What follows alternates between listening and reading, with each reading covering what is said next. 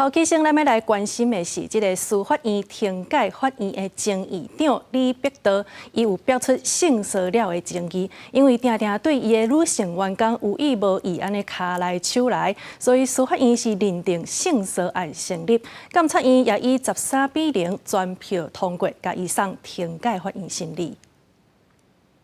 2020年总统蔡英文主持新任政务官宣誓典礼，红线扣起来就是讲认性骚扰争议的司法院庭改法院前院长李碧桃，今年7月司法院认定性骚扰案成立，监察院全票通过弹劾，专案移送庭改法院审理。 监察院指出，李碧桃对部下 A 女一个月内有7遍有性意味的言辞甲行为，3月30日伫咧办公室，唔拿趁机会冒受害者，所以卡车片啊，甚至讲正芳，也把敲电话表示爱意，写批骚扰。监察院伫咧询问时阵，李碧桃也个一直辩解，完全无后悔意思，所以通过弹劾。 另外，监管被全票通过弹劾的，也有桃园地检署前校部检察官黄凌桥。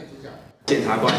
一定要有保护社会、保护被害人的意识，这句话我一直深深记在心里。黄凌桥不加同事最联合反贿选的底片，分享检察官的工作。但是监察院指出，黄凌桥去年公诉告庭纪录片换稿，影响案件进行，连续2年职务评定无达到良好，无原因控制11天过4点钟，而且不是申报加班时数，诈领加班费，所以监察院通过弹劾。 专案移送职务法院审理，也和司法界形象变歹。记者综合报道。